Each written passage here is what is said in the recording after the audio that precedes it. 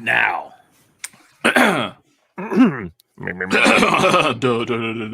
Syphilis.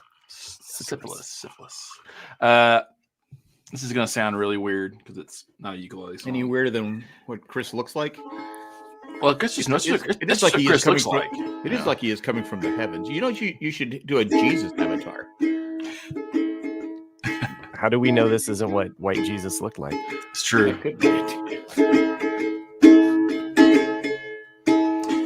Riding down the highway, going to a show, stopping all the byways, playing rock and roll, getting robbed, getting stoned, getting beat up, broken boned, getting had, getting took.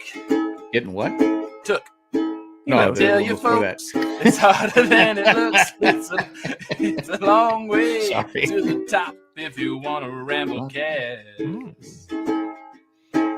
It's a long way to the top if you want to ramble cats.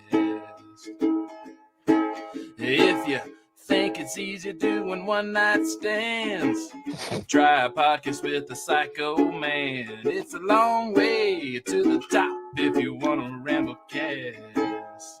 Cue the bagpipes. I don't know how to do bagpipes. Chris is. Or something that else. might be your best one yet. I'm sorry I interrupted you. I thought you said something else. I'm like getting something, and I was like, huh. No, I stayed with the original lyrics for the okay, I got excited there for a second. Sorry. What, remind me of that song. I know that song. I've heard that. It's a long way to the top if you want to rock and roll by AC/DC, 1976. Okay. I thought it was by School of Rock. It is. Yeah, it's the last song they play in the School of Rock. Yeah. It's a long way to the top if you want to rock and roll. Yeah. I mean, any song by AC/DC sounds weird on anything that's not an electrical instrument. It's just, it's just weird. I like the video you sent me today. I mean, I've seen that. Maybe that's a testament to their sound. I've seen that several times, but it was, funny. Did you guys? I know Jack watched. Did you guys watch that? I always love that Jim Brewer stand up from like the 90s where he's talking about AC/DC. Right? Was he Wolf Boy? Oh yeah, these guys are all 50. Yeah, that's how you know it's in the 90s when they say these guys are like 50, and you're like, holy shit, like this is like 70. And they're only like 3 feet tall. Yeah. Put your left foot in. Put your left foot in. Put your right foot out. Finally, a Hollywood biopic where all of the actors could actually be the actual height of the people. Right. Starring Tom Cruise and got it. He'd probably do it too. Yeah, he probably would. Any chance he has the opportunity to sing, he's gonna do it. And he can't sing. That's what's funny is that he's been in so many movies where he has sang and he can't sing. His milkshake brings all the boys to the yard. Does he sing that? Well, he's in like the after credits role for what movie was Tropic that? Thunder? Tropic Thunder? Yeah. Okay. Jinx, Matt, you owe me a Coke. I thought I said it first. I thought we said the same time. Okay. I like the soundtrack to Vanilla Sky. That's got a lot of really great. I hated that movie. You're out of your mind. Any Cameron Crowe film. Any Cameron Crowe film's gonna have a great soundtrack. Cameron Crowe is. And I'm sure Matt. Most of the time it's almost perfect.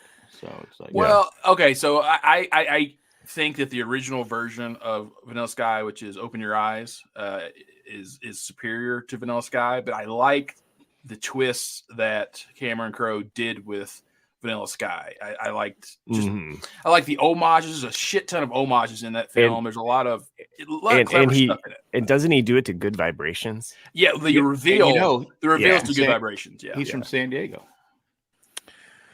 I haven't heard you say that. Drink. I do it for Chris's avatar. I like to see his expression, his halo expression. I like it when he turns into the Invisible Man. Yeah. So that's a new one. So if he become the Invisible Man where he's muted, that would be probably better, right? Well, that'd be nice, yeah, wouldn't it? What? You dicks. I'm just teasing you, Jesus. Dicks. He's our Obi-Wan Kenobi Jesus. Are you? Do you have washboard? Do you have washboard ads like Jesus? Washerboard style. No. That's what I want to know what Jesus' workout routine was, because every time he's up around that cross, he's just like jacked. You know? Well, it was the first time that they had to have where like an admin they had to make. I mean, again, if I've said it before, if Jesus looked like me, would he have any followers? No. I'm up on the cross with my big old gut hanging out. There's no way. Sure. I'm just saying you had to make Jesus look. Well, and it was the Middle East, so but they would also be like, the guy can make water into wine. He feeds the poor. He's making his own bread. He's making his own wine. And he actually transformed from Middle Eastern to like white somehow too. Which is totally weird. But how does he get his hair? I mean, he's got beautiful hair. I think all of the white Jesuses we see, that's actually the Mormon Jesus, the one that came and visited the Native Americans. Right. The gold tablets. Yeah, see, people would not be lining up to see bald Jesus. They would not be putting money in the collection. You know who bald Jesus is? It's Larry David. Larry David. That's right. Yes. I'm one behind on the current season. I've just watched the first one. That's it. I have not watched the new season yet. The first one is pretty good. Is that the lawn jockey? That's the one. The first episode of this current season is the one where he gets invited to go to Georgia for the party. And that's right. Her name is Brooke, but all her friends call her Brookie, and he can't let it go. Yeah. Okay, never mind. I've seen the second episode. He's a little kind of. This is the final season, right? Yeah, final season. Yeah. The rumor is that the final episode is going to be a final episode of Seinfeld. What? That'd be my. That's what I'm hearing on the streets. Okay. I don't know if it's true or not, but that's what people are on the streets. You talking to you, Jack? You only talk to us three every week. That's true, but it would be funny if they just had the same exact ending as Seinfeld, but on the show. Yeah. Right. Like that's something Larry David would fucking do. I could see, or they're all in bed with Suzanne Plachette, who's dead. They could probably. He's going to do something. He's going to have his own spin. Because Jerry Seinfeld said, he hinted at one of his shows that they're going to redo the ending. And so now people are speculating that the end of Curb Your Enthusiasm is not going to have another season of Seinfeld, right? Right. I could see them taking it one step further from that, maybe. I mean, I'd like to see kind of beyond that moment, But when they go past it, whatever, like getting out of jail. Whatever, or just I don't know, more of that. Like start the episode out that they're in jail. Who am I to say? They're going to write it the way they want to. But I will say I have seen the second episode, and I liked it better because it plays off the first one. And you can kind of start to see like, I wonder if he is kind of doing a larger tapestry here. What if it's one of those things where it just picks up where the ending left off? Because last thing you see them is just looking at each other in the cell talking, and then Larry ends up being in the cell next to them or put in the cell with them, and they've been sitting there this whole time. Right. And then they leave together or something. Yeah, that could be. Kind of like a fuck you to the people that didn't like the ending. That's what I'm saying. I think it'd be funny as hell. Yeah. Well, Larry Davis goes, "Fuck you," because he would do it. Worth checking out, though. It's been 25 years, 26 years. So Randy's been away for 3 weeks in Palau. Palau. Kayaking, snorkeling. I'm several RCAD episodes. Okay, well, Randy, what are you doing here then? Let's get you up to speed. What happened is Chris, sadly, I've uploaded. He's uploaded. Yes. He's uploaded. Yes. So this is how we interact. And this was we would like to say he's talking to us from heaven, but we all really know where he's at.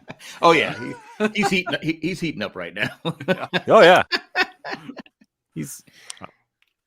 What am I talking about? I'll be joining you soon there. Chris. Yeah, I'm gonna buy you a beer when you all get here, so don't worry about it. Wasn't it George Carlin that said that? He's like, what drives me nuts is like whenever you're at a funeral and some dickhead or asshole says, "I know that he's just up there right now, down there smiling at us," and he's like, "How the fuck do you know?" Like, I fucking love George Carlin, man. Now Randy says Nick did a solo episode. I was here. I was fucking here. Who do you think started the fucking show, Randy? For about 2 minutes, maybe 1 minute, I had the Nick Dunn show, just me kind of going froze. froze, For the two fans out there that loved the Nick jacket. Yeah, it actually was pretty good. But it was pure panic when Jack all of a sudden just disappeared. It was just me staring at my camera going, okay. I was like, oh shit, I gotta get back on there. Well, I texted you guys about it because it's been on my mind. I've been binging Better Call Saul. Yes.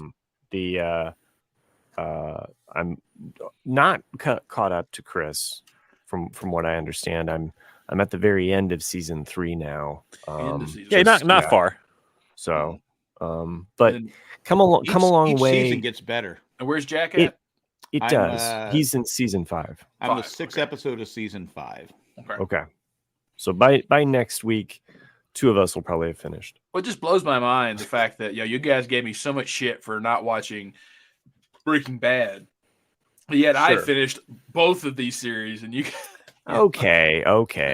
But yeah, sure. Again, it made no sense for you not to have seen Breaking Bad because you were such a fan of Better Call Saul. I go, and the reason Better Call Saul is so good is because it has a lot of Breaking Bad crossover.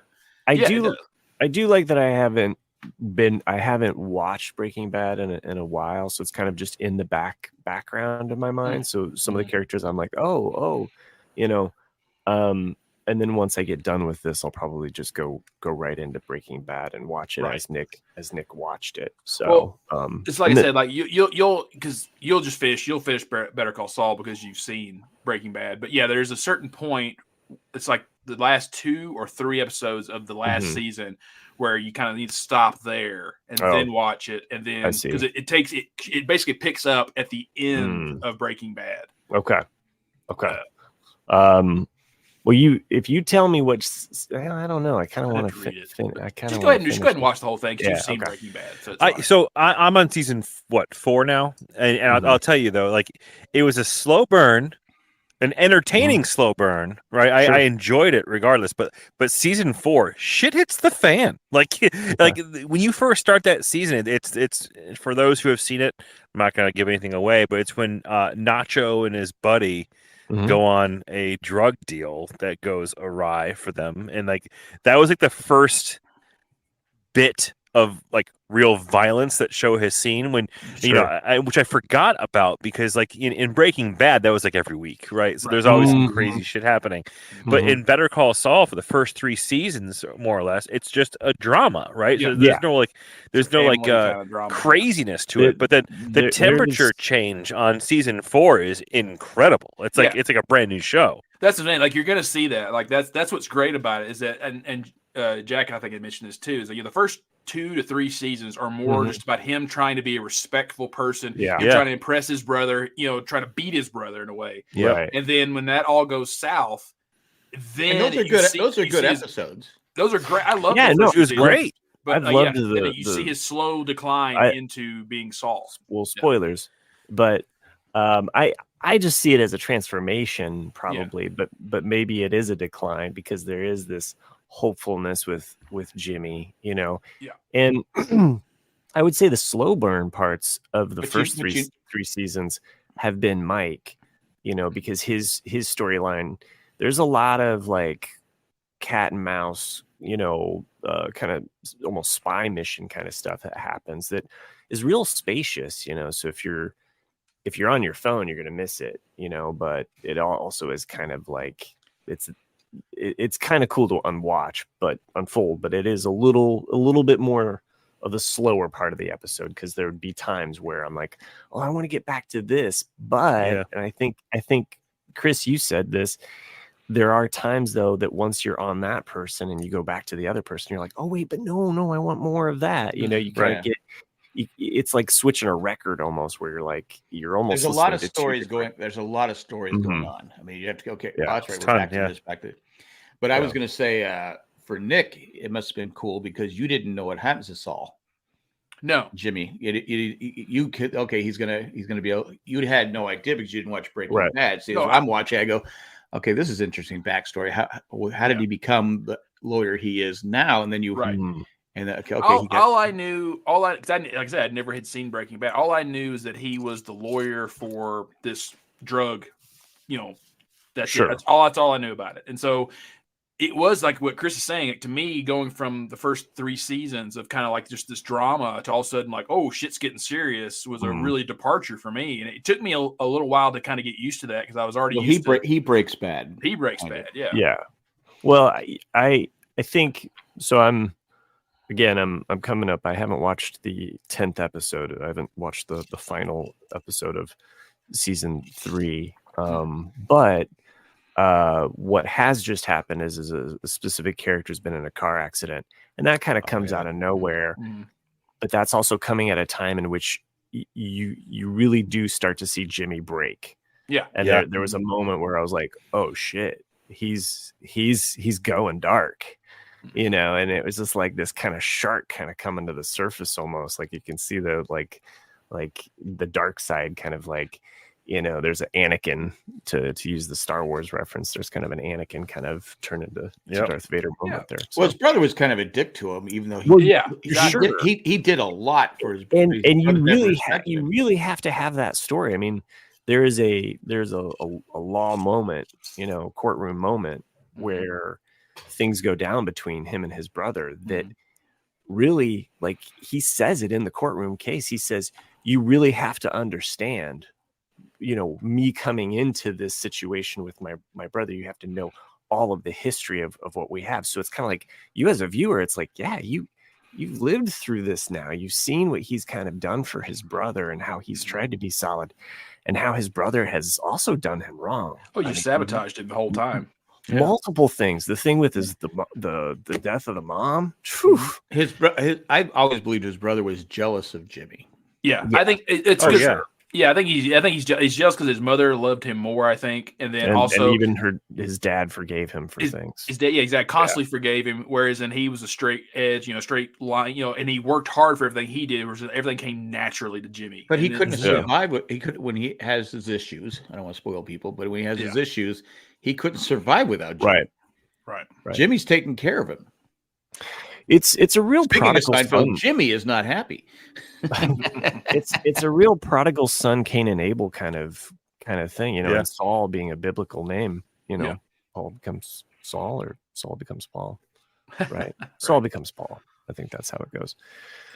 Christians, write into me, tell me how I'm wrong on the what, you think we have any Christians listening to us? For sure, man. Sinners, man. But I mean, I do remember Bible stuff from being a kid. I can't remember it. Okay. My wife's the same thing. I'm like, why can't you remember this? I felt like this was drilled into my head, these stories, but that's called brainwashing, Matt. I was going to say, we were talking about Mike earlier. His character really takes off in season 4. I mean, really. I mean, and because from Breaking Bad, he was a great character. He, I'm not going to spoil people who haven't seen it because what happens. But I think Nick and I talked about the week was just me, Nick and I, that he is just amazing in the final episode. It just it carries over into season 5 because he's just. Well, I'm not sure which season it is where Mike, hires the crew, to do construction. That's season 4. So that's literally where I am right now. That's season 4. Yeah. I'm not trying to spoil you, Matt. I'm just trying to get which season is which in my mind. Okay. So I agree with Jack and Kristen. Yeah, exactly. And especially for someone who did not watch Breaking Bad, you have no idea what is they're doing. You're like, what the hell is this thing? The hologram.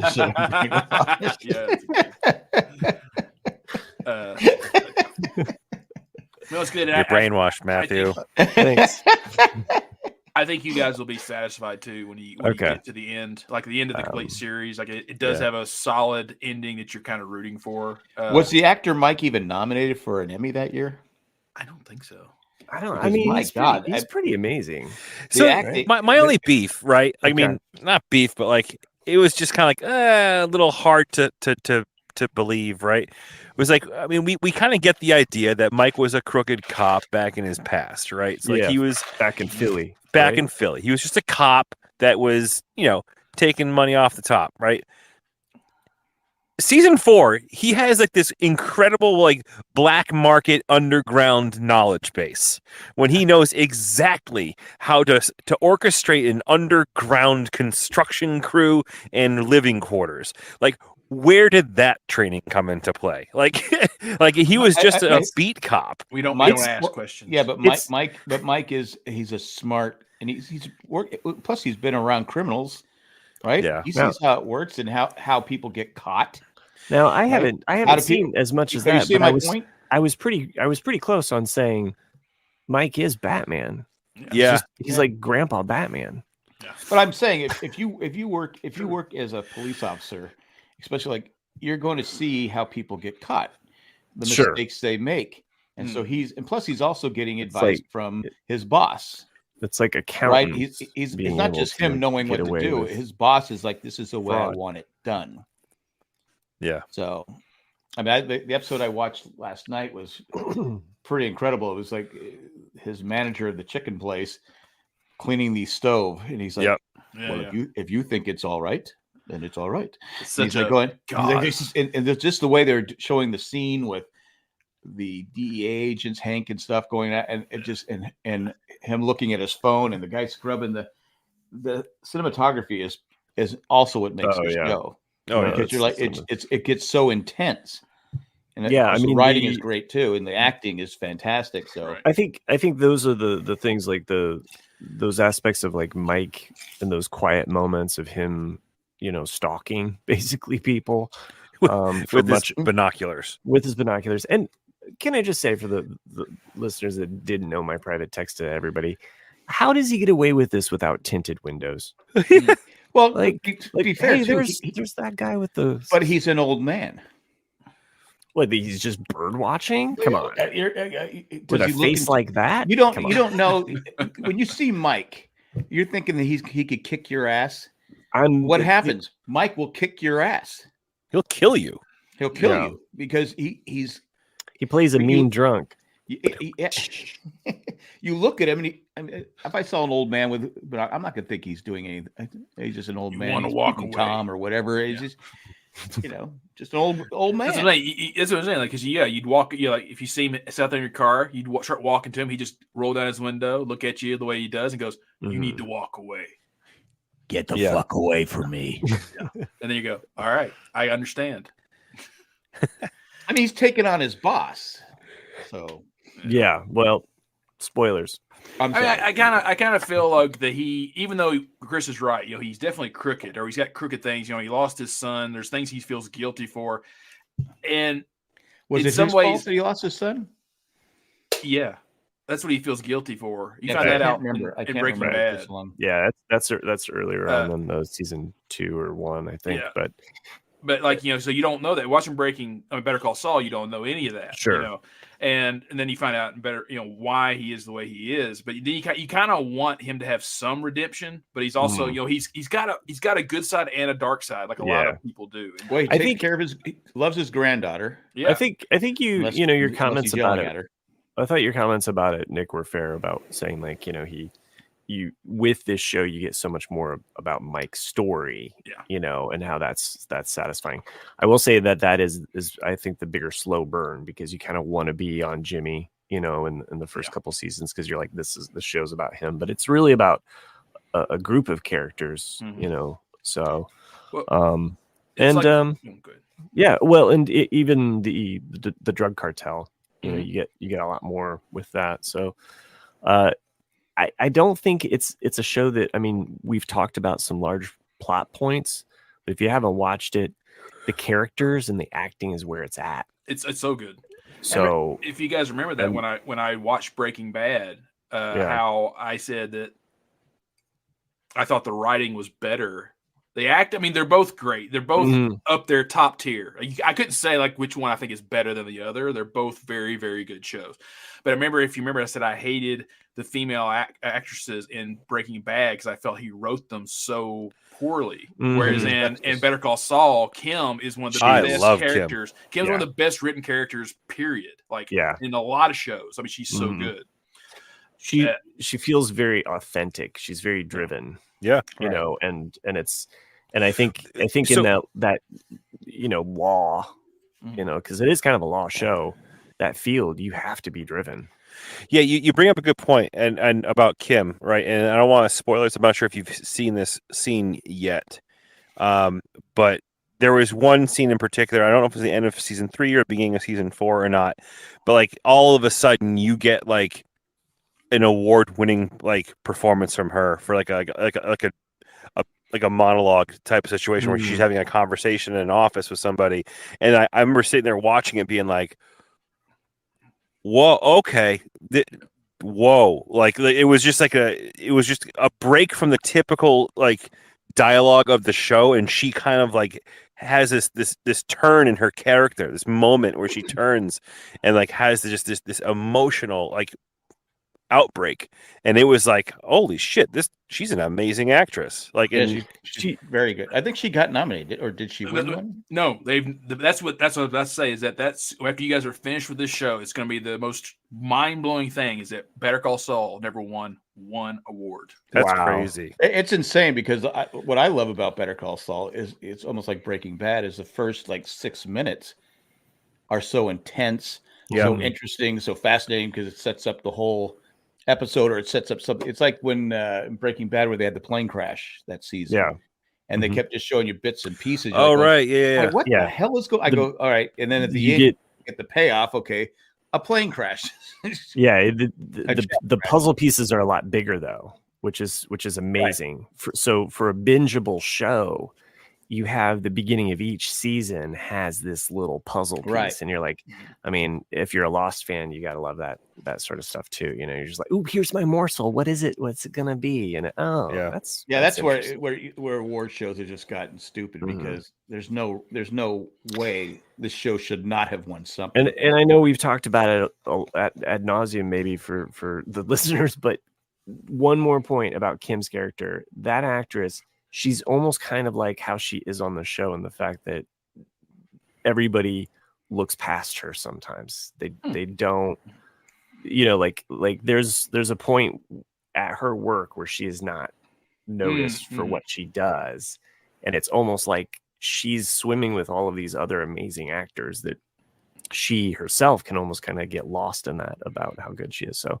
glad Chris mentioned. I think a lot. I mean, if you're around other good actors or artists, that drives you to be better too. Right. I should. I can't remember his name. He's been in tons of stuff. The shorter lawyer in A Few Good Men. Not Tom Cruise, not Demi, the other guy. Yeah. But that actor. Kevin Pollak. Kevin Pollak, yes, Kevin Pollak. He was doing a radio interview. It was, it's a few years old, but he was talking about that, how him and Demi and Tom had been practicing things with Rob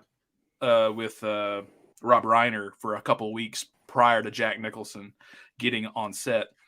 And he said that basically Jack came 100% prepared, and they did the courtroom scene at the end of the film, like a practice run of it. And he said he was like 98% like there. And said like all three of them just looked at each other like, fuck. We've got to dial it up now, like you said. But it said, like, it's things like that will make you go, like, okay, this is going to be an epic scene. Everyone's got to be on their top game. We also said Jack Nicholson was, because a lot of times actors, when they're not being shown, they just have a stand-in or something like that. He said he was there, making facial expressions, big, so the other actors could feed off him, instead of me just sitting there like he's going, right, whatever, just But he was build off the energy, right? Exactly. So he was such a professional that he goes, well, I guess I should be doing that. Just different stuff that because a lot of actors don't do that. It's like, okay, I'm done. Okay, you have Joe Blow take my seat, and then you don't need me. So when they're just doing the one scene with the other, like Tom Cruise is doing his scenes all day long. He said Jack Nicholson would sit there and be there. Even though he wasn't being shown on camera. Right. That's awesome. I think that's amazing. You Weinberg. Yeah. I hate it that he's basically retired. Because Nicholson? because he's having trouble. Like a lot of he said he noticed the last couple of pictures he did, he was having trouble remembering his lines, and so Yeah. you could tell he was starting to slip. So he's just like, it's probably best if I just See, look at Bruce Willis. He bow has out. dementia now, and so it's like, yeah. I mean, it's all of them. I mean, I hate the fact that I'm never going to see another Gene Hackman film. I'm never going to see tons of it's just like Sean Connery. I mean, the film that broke him was Distinguished Gentleman, or not Distinguished League of Ordinary, or whatever Gentleman. Yeah. And he's like, okay. He goes, after that, he goes, I'm just done. He goes, I'm tired of this industry, and you hate it. Well, it's like anything else. I don't, even you don't see a lot like Clint Eastwood. He's still working. I mean, it's like 93, 94. But I think it would get old after a while. It's like anything else. It's like, okay, I love this job, but it's something to do. I think it's like Ringo Starr said that like a decade ago. He said that every year he goes, I go out on tour, and after the tour's over, I go, all right, I'm retired. He goes, and then I sit around the house for 3 months. And I go, all right, time to get back on the road, because you get tired of just sitting around, and like you got to do something. Sherry says Marlon Brando used to use an earpiece to read some of his lines. Oh, yeah, I could see that though. It's like it was Chevy Chase in Christmas Vacation. Didn't the other actors have his dialogue on? No, just for the scene where where he had the long dialogue. The Tyrant. Hallelujah! Holy shit! That one. Yeah. That's right. And you kind of see him like looking around too. Yeah. So like I think Marlon Brando too. In The Godfather had something. I think Robert Duvall was talking about it, where he had the script written on the. It's Marlon Brando. Let's face it, great actor, but it's like he phoned it in for like 20 years. Yeah. I think he had it written on the oranges. So, well, that's what like if you watch that Val documentary about Val Kilmer, he said that the only reason why he took Dr. Moreau or that film, he said it's because Marlon Brando was going to be in it, and he said that Marlon was never there. He said it was always his stand-in. He said unless he was just directly on camera, right? That's what I'm saying. Nicholson. But the part with the cat, that he's stroking the cat with. Right. That was just a stray cat he picked up, and he decided to put it into the scene. Marlon Brando, really? Picked up a stray cat, brought it in. He goes, "Oh, this will be, That's funny." Just how his mind worked. And he just was great actor, but he's just like, okay, he's a little eccentric, and it's like. I was thinking of Dom DeLuise. There's a spoof that he does that in. I can't remember which movie it is, but he's petting the cat, and he looks at it and goes, "This cat is dead." And on that note, we're going to take a commercial break. I forgot about Dom DeLuise. He was just a fun dude. He's awesome, dude. Yeah. Both Cannonballs. Robin Hood, Men in Tights, he says. Oh, Will, yeah. Hell, he was even he's the voice of the Crow and Secret of NIMH. Like he was in lots of cartoons. Like, and his son has been on. Actually, a couple of his sons have been. One of his sons was on 21 Jump Street. Yeah, original TV show. So yep. But I like his outtakes in what's that, Cannonball? Cannonball, yeah. Him and Burt Reynolds, and Burt Reynolds is slapping his face. He keeps laughing. Stop hitting me! And he's whacking him. He's not holding. And then in the second one, there's that scene where Frank Sinatra's, like they call him like the king or something like that, and then the outtake is he goes, Burt Reynolds is like, "Your Majesty," he goes, "We're cannonballers." And then Frank Sinatra's like, "Look, guys, I've been lonely from time to time." And it's like the outtakes in Burt Reynolds movies are probably a lot of times better than the film. Movies. Yeah. We're in the film. Like the Cannonball Run movies, and like I feel like those movies are always like on. That was my Star Trek. Like that was the show, the movie that was always on TV. Jack. It was I probably have watched. I don't think I've ever watched it like from the start to finish, but I've watched like every part of that movie in some weird different order, just from it being on TV. I remember Cannonball Run more than I remember Star Trek being on TV. I imagine the being on the set must have been a lot of fun. Oh my god! Yeah, the drugs. They're just drunk. The amount of drugs on that set. Are you kidding me? I can't imagine. I can't imagine anyone in that cast just knowing them taking either one of those films seriously, because they're just having a fucking hilarious time. Yeah, they're making money. Yeah, because there's a serious movie that came out first called Gumball Rally. Okay. And if you've never seen it, it's the same story where they're racing from New York to, and it's got comedy in it. But it's more intense. I would say more. It's called Gumball Rally. It's Gunball or Gumball? Gumball. Okay. When a Gumball comes out, I forget how I haven't seen it in a while, but Gumball comes out and they all race cross country. You have your part. It's the same thing, same concept, except it's a little more serious than. We're gumballers, Your Majesty. Well, there's so many lines in that film you don't even think about, because my dad used to say it to me a lot when I was a kid. Like, to be brave. He's like, if you're gonna be a bear, be a grizzly, which is also in Cannonball. It's like, but it's just a random line from a film, but he knew I would know what it meant, And it's like, I don't know. It's got a young Gary Busey in it. Gumball Rally. Yes, it does. Oh, Gumball. Okay. Yeah. A young Gary Busey. I don't know if that's the one. Is that's the one they call the cops? If you catch me, the two girls say, "If you catch me, you can have me," and their car breaks down or something like that. No, it's not. Oh. There's always two beautiful ladies in them. Yeah. But, Yeah. It seems like in those days too, if you had a comedy, there was going to be like a boot moment, like like Gumball has its really big movie. like Police Academy. Yeah. Also, so it's funny, like Police Academy. I guess just right at that age. I guess my grandparents or someone had recorded Citizens on Patrol, which is considered to be one of the worst Cannonballs. I've seen it the most. I've seen it the most. Yeah, I watched that a ton when I was a kid. Citizens on Patrol. Which one is that? That's the one where what's your name? All like the. It was like what's it? It's like the squeaky squad? voice girl, the squeaky voice woman. She comes in. The big fat Albert looking dude comes in. Yeah. A young David Spade is even in it. Okay, that's right. Yeah, that you're correct. You're right. Yeah. You're correct. But yeah, you're Then right. I'm the same way, Nick. I've seen that. I've probably seen that one the most. Yeah.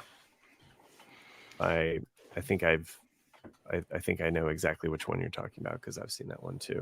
So yeah, it's where they bring all the old people, in, and it's just a different film. The cop program. Yeah.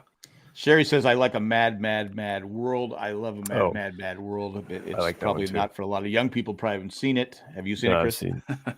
I've seen that one. No, it was stars of the 40s, 50s, and 60s, and that." Citizens on Patrol was 87, and it still had Steve Guttenberg. Yeah, it had the Goot. That's the last one. Yeah, last one. Bobcat Goldthwait. Sharon Stone was in it. That's right. Yeah. That's right. Yeah. So Sharon Stone was in it.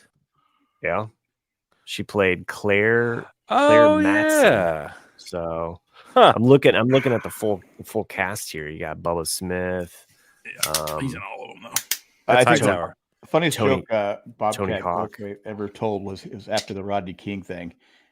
And he's like going, if you ever see me being beaten up by a bunch of people, put the camera down and help me.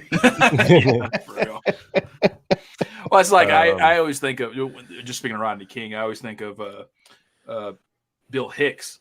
Oh my God, yeah. He was talking about that. He goes, you guys remember what's his name? He was the truck driver guy. His ass kicked. Oh, you remember them? Yeah. Jeff. No, I know the name. It's like Jenkins or no, nothing. I was watching it live, going, "Oh my God, someone help him!" And that's what he's talking about. He's like, anybody watch that trucker out in L.A. get his fucking face smashed in? He's like, were you thinking the same thing I'm thinking?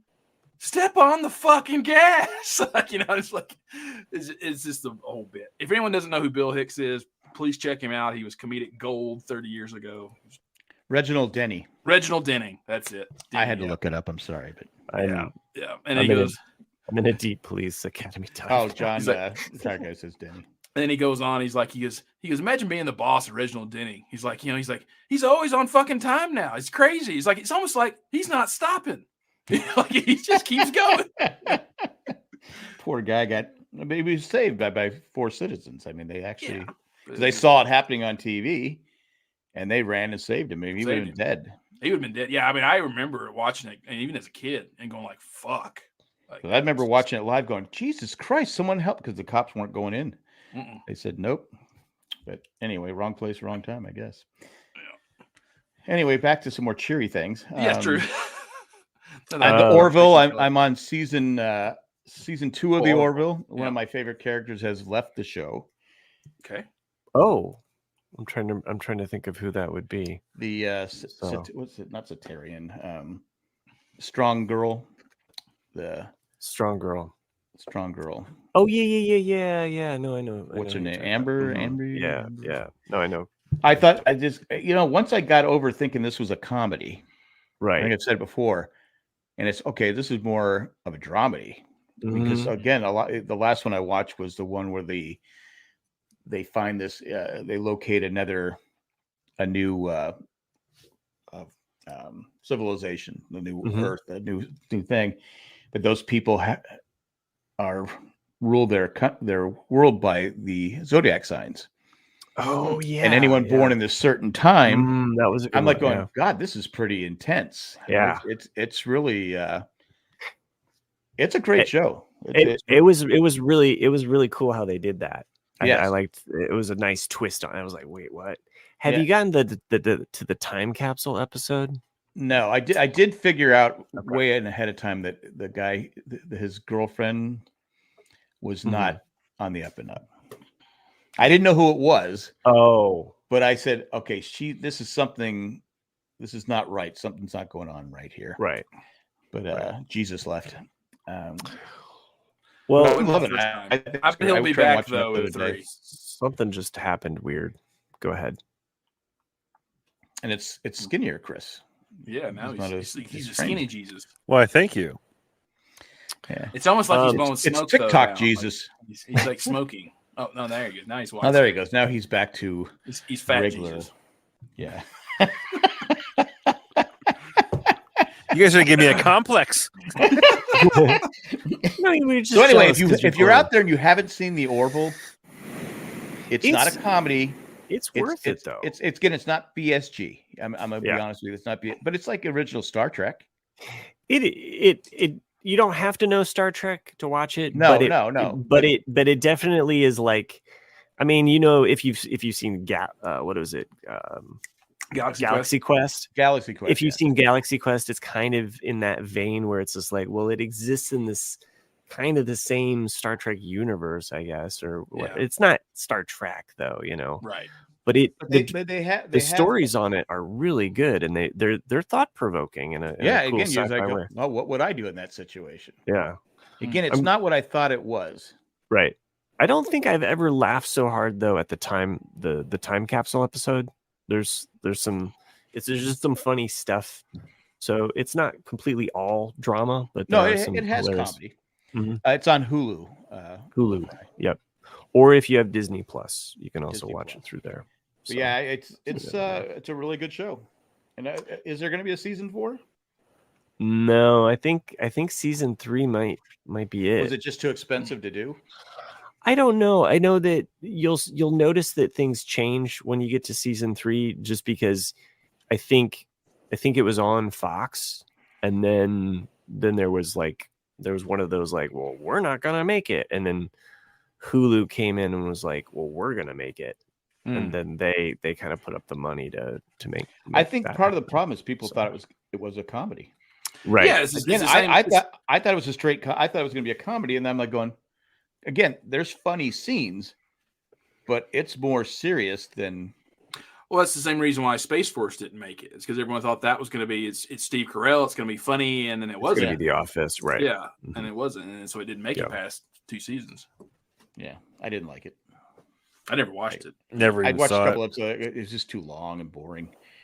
I said maybe I was expecting comedy. I don't know, but yeah, I'm not sure. I don't think you get chemistry with certain characters, and it creates an engine. It's kind of like Better Call Saul. It's like there's these other story threads going on, and when they're all about equal, it can work. But if one of them's weak, it just kind of lose you. Oh, okay. Thanks, John, the retired guy. Seth MacFarlane says it's not officially canceled. There could be another season to be announced. It doesn't leave you unsatisfied, though. You can watch all 3 seasons. And he does a great job acting. Yeah, it's kind of amazing. I mean, again, he's the voice of all these guys, and he's the voice of Stewie. You're like, holy shit! Like this guy's got chops. Sherry says, I thought the Orville was going to be a comedy too. Could not get past the first 2 episodes. Yeah, again, when I realized it wasn't a comedy, I started enjoying. I think I told Matt that. I said, yeah, I'm starting to enjoy it because it's not. It's. Sherry, I'm not laughing. I'm not. Sherry, I started it a couple times, and for whatever reason, got past the hump there of watching a show. And then just grew to really love some of the themes and topics that they deal with because there are some fun sci-fi things. So yeah, it's funny to me about series. Like sometimes just they name them the wrong thing. Yeah, and that's what gets people. That's what gets them canceled. It could be one of the best shows you ever watched, but because it has a weird title that doesn't resonate with people, they go, what was that show about the dog? It was named after a dog. It was the Terriers. Terriers. Yeah, I didn't watch it at first. I go, oh, what the hell is this show about? And then Jay said, oh, you got to watch it. And that was a great show. But I think the name, like you're saying, Nick, the name killed it. The name, yeah, they killed it. It was the name Terriers because people are going, the fuck does that even mean? It's like there was a 1-season BBC show and they tried to bring it over here, which they did 1 season of it too, called Utopia. And it's a excellent show. And they canceled it because no one watched it because they're like, well, what's Utopia about? And it has nothing to do with Utopia. It's not. It's a dark fucking show. Is that the one with John Cusack? Yes. Yeah, that was fucking incredible. Such a good show. Yeah, and they canceled it like immediately after season 1 ended. Well, yeah, Utopia. So Utopia. Yeah. Not that John Cusack. John Cusack. Okay. I'm trying to remember. Yeah, it was like 2 years ago. Yeah, it was John Cusack and a bunch of no-name younger actors and actresses. Yeah, it's really good. Matt, yeah. I still have not watched the BBC version, which I hear is good too. Oh, really? I was really hoping for the Kim making the US version, but they didn't. But yeah, it's good, and you'll like it too because it's kind of like got a comic book element to it too. Yeah. Matt. Oh, and it's got Dwight. Yeah, Dwight's in it. Oh, right, yeah. Nice. Okay. Rainn Wilson. Yeah. Go ahead. No, I'm just saying, great show. I would highly recommend watching it. I thought you were talking about the Nick Offerman show that was also kind of it was one season. Devs was incredible. I highly recommend Devs. Yeah. If you love any kind of that weird sci-fi stuff. It's a one and done season, but so good. Well, it's worth every second. I loved Ex Machina, that movie, and the same guy who wrote and directed Ex Machina did Devs. And I was like, I knew immediately I was gonna love it. I'm having flashbacks to like our this show like 5 years ago. Yeah. I feel like we talked about both of these shows at the same exact time. Well, we're doing a review show. That's what this episode. I think we talked about Devs and what's the name of it? Utopia. I think we talked about Utopia and Devs at the same like. I know they probably watch the shows, but I know them because I know you guys have talked about them. Yeah, I will try to remember to watch some of these other shows once I'm done with the Better Call Saul. I also on my docket here is I want to finish, even if it. I just want to know what happens as True Detective. So I've been watching season 4. Season? Yeah, and I know that there's only like 6 episodes, and I left off in season. I think I left off in episode 5. So my parents watched it before I did, and they really liked it. It's one of those things where in my mind I had what I wanted to happen based on what the first episode is, and it's nothing like what in my imagine went to, and so I kind of go, oh, okay, I can see that, but it wasn't to me. So you finished you finished it. Yeah, the one with Jodie Foster. Yeah, I haven't watched. It's only 6 episodes. Only 6 episodes. Yeah, really. Yeah. So, but I mean, it's probably the second best season past the first one. Is this the first thing Jodie Foster's done in years, right? Yeah. Is it? Okay. I know she'd been. I don't know stuff, but I just she's been acting since she's like 3 or 4. Oh yeah. She was the Copper Tone baby. Yeah, you think that she could just bank on that Copper Tone money the rest of her life, right? Well, they can't show it anymore because you can't have her pants down. So, right? Yeah. That's what's funny about when you think about what was considered art or okay, 50 years ago. Like you could never make the Blind Faith or Houses of the Holy album covers anymore with naked children on the on the covers. No. Oh, What's she up for an Oscar for? Silence of the Lambs, probably. This No, year? This year. No, this year is what Matt Treese is saying. They just got around to voting for her. Oh, okay. Yeah. Will Fry. Yeah, you should definitely watch that. Naiad? Yeah, Naya? it's good. Naya? Oh, yeah. No idea. I'm sure he says my husband's response to after the last episode, this was a waste of my time. Well, damn. I think it's because there's such a sci-fi element in the beginning of like you don't understand, like you don't like all detective stories. You have no idea what happened, and it's about trying to get to what happened. And when they reveal what happened, you're kind of like, oh, okay, well, that's just typical.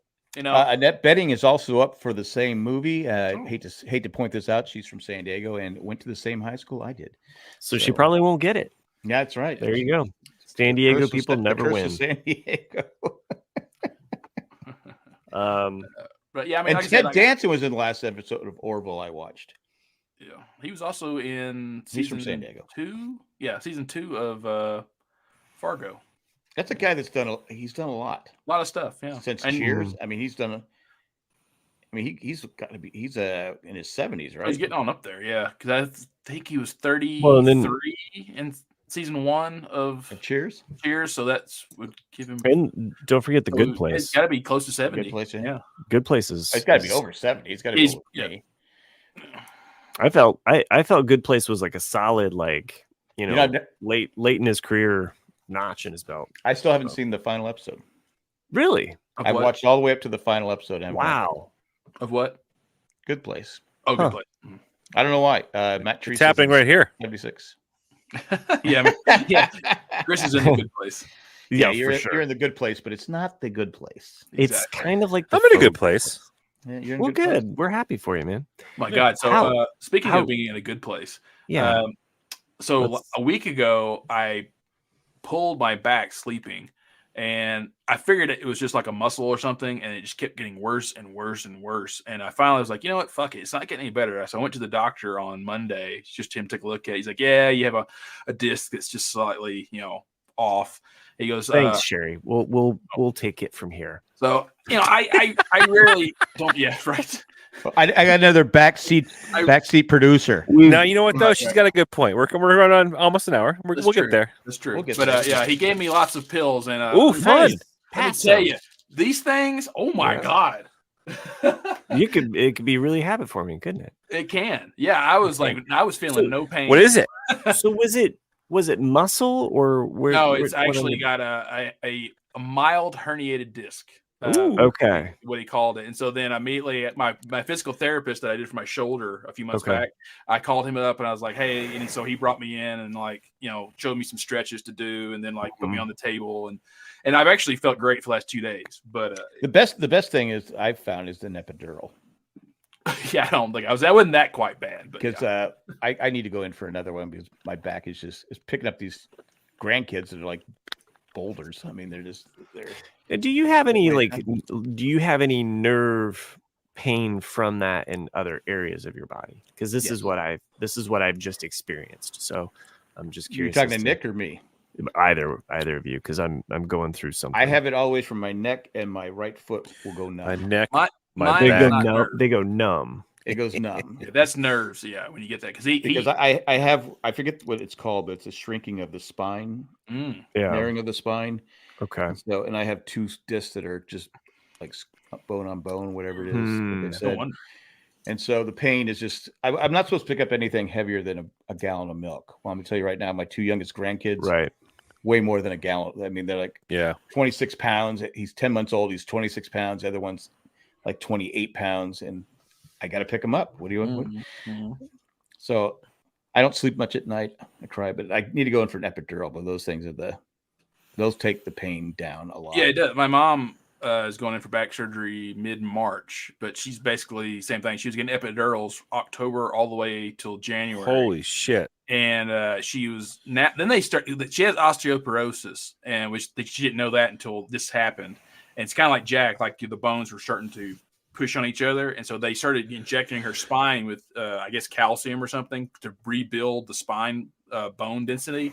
And she's like, dude, since those shots, she goes, I don't need the epidurals anymore. It's just the fact that your bones are starting to get stronger was enough to where like, she's like, oh God, because like she was just laying on the couch. And then every now and then you see her go like, fuck, you just, because it would just pinch and like, damn. Yeah, I try and stand up sometimes and it won't pop. Right. It's just like, discuss our back pain further.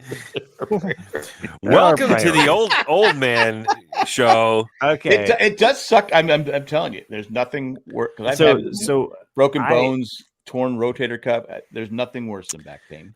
Last Friday, I started to get this like ache, kind of like on my leg, on my kind of my thigh, right above my knee. I just this kind of like kind of like when you have shingles and you don't want to be like touched in a spot because it's like so sensitive to the touch, but almost kind of just this ache. Like so. Anyway, started getting worse. And it kind of goes all the way up to my hip, and so I'm just kind of wondering like, what is this? And so it's this back pain that I have. So it's like the back pain is like affecting this nerve region that kind of stretches around. We are so fucking old. For sure. I've been fighting this for a week, and oh man. Well, when you I Chris just mentioned getting old, massage. when you get old, everything you injured. Oh my God! All throughout your life, because I have a hip problem too. Because I was playing hockey one time, got tangled up with a guy, another player, flipped up in the air and landed right on my hip. Yep. And I'm like, I didn't have any padding there, and I saw stars. It was like, oh my God! So every now and then, it will just ache. Yeah. It's just that pain where you just want to go, I want to kill somebody. I'll tell you, like, I've developed arthritis already because of I have psoriasis, right? So I get like flare ups on my elbows and on my joints, and but I've been taking, I've been for like the better part of like, I don't know, 10 years now. I've been taking like monthly injectables. So I actually have like inject myself once a month with different medication to kind of keep it at bay. Oh, so that's why you punch people. You're roided out. He's roided out. Yeah. But yeah. Shit. You walked right into that one. I fucking walked right into it. But I'll tell you, like, but in like when I get like, kind of like the in between doses, or if a medication I'm on starts losing its efficacy, like part of like the side effects of having psoriasis is also arthritis or psoriatic arthritis, because it's the same part of essentially your nervous system being affected or whatever. And so all like Jack's mentioned, like we had, all of us need to upload. All my injuries I've ever had are the first places where the arthritis actually comes in. So like both of my shoulders I've dislocated multiple times in my playing rugby and about whatnot. That collarbone injury? Does that? Yeah. Okay. Yeah. So I broke my collarbone right next to this shoulder, and it's flipping shit, right? No, that was not the same thing, but I did break my collarbone.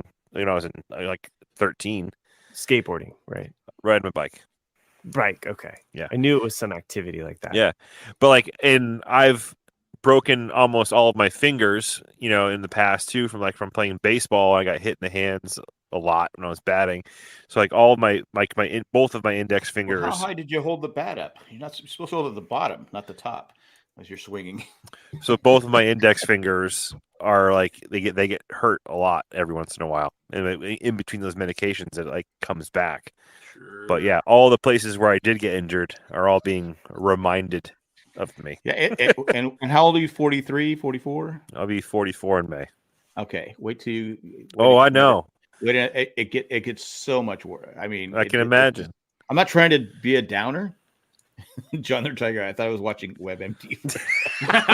Just wait. It sucks. It really does suck. But anyway, let's get on a cheerier note. I watched. I'm on the 5th episode of. I caught up with Masters of the Air. Oh, okay. Yeah. Oh, cool. Yeah. Nick kind of spoiled me on it, but did I? Yeah, you told me about a character that goes. I gotta away. put that up on my list of stuff to watch. Oh, sorry. Wow. It's okay. It's okay. But I don't know if he's not. He might come back because no. Yeah. No, I'm just he saying doesn't come back. We don't see him. We don't see him disappear. No, I'm pretty sure Elvis is still around. Yeah. You think Elvis is in the building still? I think he's still around. Yeah. I think what's going to happen is that I don't think even the young pilot, the one where the plane exploded on the ground, I think all of them are going to end up in a prisoner of war camp, and it's going to be an episode of Hogan's Heroes. There's no way that guy survived, though. I just saying. I don't know. I could see it. I mean, I thought at first because my wife. I go, no. There's no way. How could you? That's what I'm saying. The CGI is too much. You were like, yeah, that guy's fucking dead. But but I don't know. Just some part of my brain goes, I guarantee all this whole fucking cast is all going to end up back together again. That would be cool.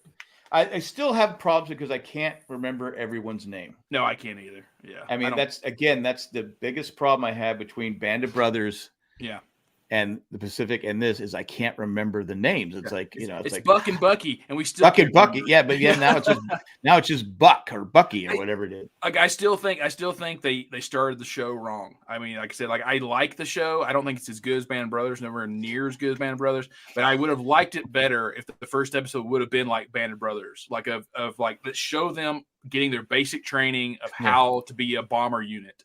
And then you just lead right into their first mission of them being rookies, putting their bare hands on the guns, and I think it would have been more impactful. Well, to let you know too that they got frostbite. There was certain things you don't even think about because they're so high up there. But it's funny that there's one guy that hooks up with a donut girl, and I turn to my wife and go, "He's dead, man. He's dead." Yeah, exactly. I thought the same thing. I was like, "Well, he's dead." Yeah. Like, which you better. Marry that girl now because you're dead man walking. Ghost finger. It's not even impactful either, because like it's in the same episode. You're like, and she's like, okay, I gotta go. I got some sprinkled donuts. I gotta pass out now. Sorry. Yeah. All right. There's other guys that'll hit on me in 5 seconds. Well, wouldn't you? I've added Masters of the Air to my list. Yeah, Masters of the Air. It's like I said, like the first 2 episodes to me were the hardest to get through, but once 3 and 4 are good. And they go quick. Yeah, they go quick. Yeah. And then the newest episode just got released an hour ago. So after this is over, I do say this: I said, what a difference between what the soldiers had to do, Band of Brothers. Mm-hmm. There is no vacation. There is no, right. We dropped our load. Now we can go party. Whereas, even though when you're but the thing is, though, Masters of the Air, chance of survival is slim.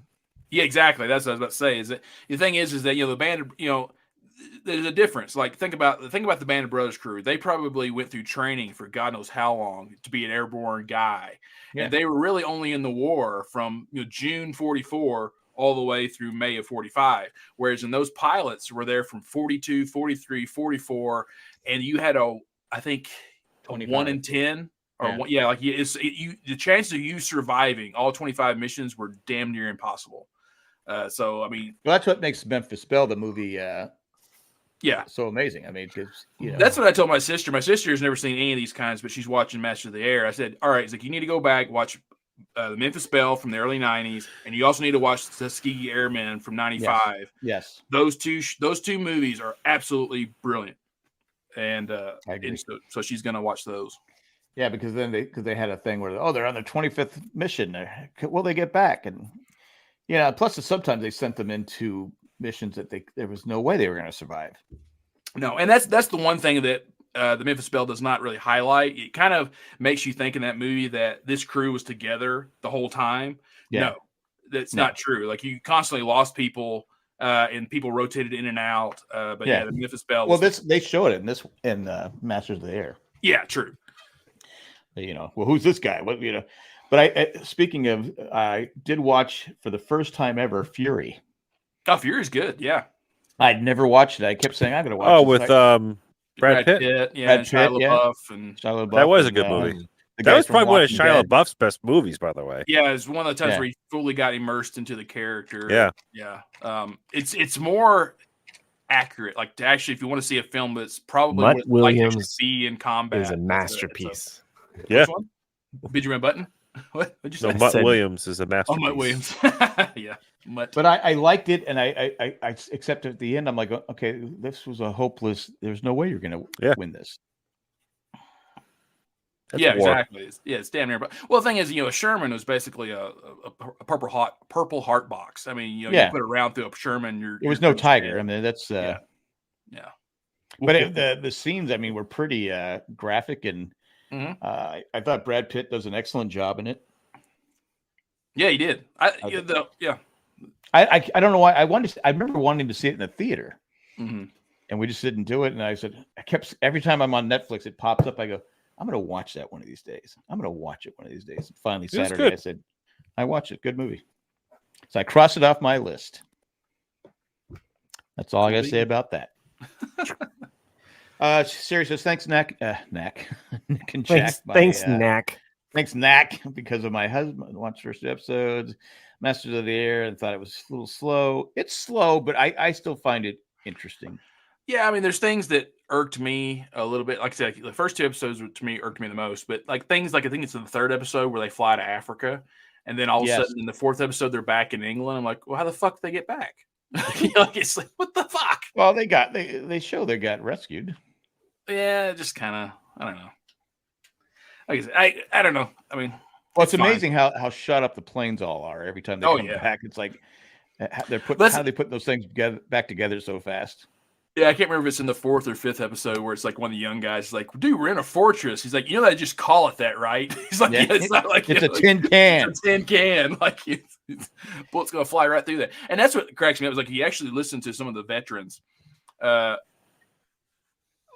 They talk about being a waist gunner or a tail gunner or any of the gunners. They said, like, you put an 18-year-old kid in a plane and you give him a 50 caliber machine gun, you think like, yeah, I'm going to shoot down a plane. He's like, you realize that your odds of hitting a plane going 500 miles an hour or going right past you, it's like trying to, throw a BB, at an asteroid. It's like the odds of you hitting it are slim to none.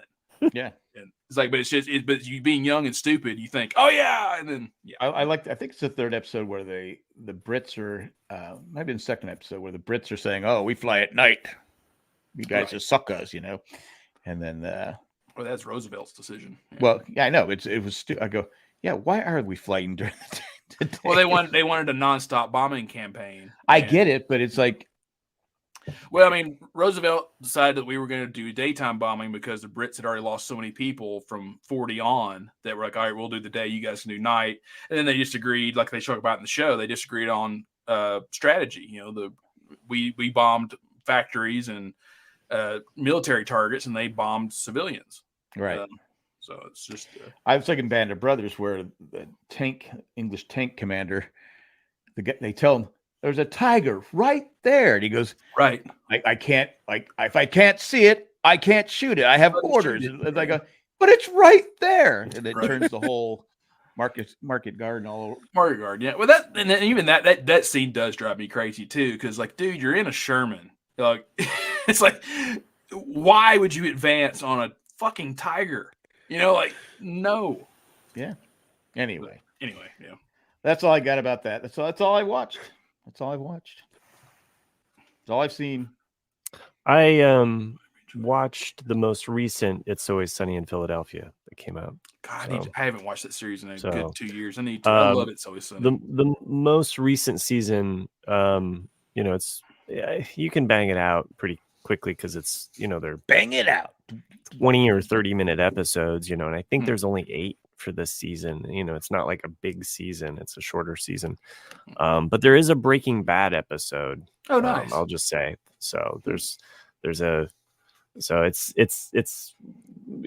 couple of really good ones. There's a couple where you're just kind of like, okay, that's all right. I tried to get my dad to get into that show, and it's probably my fault. And that the episode I introduced him to was the one where Frank gets inside the couch at the party, because I thought he would find that one hilarious. But he's just like, oh, Jesus Christ.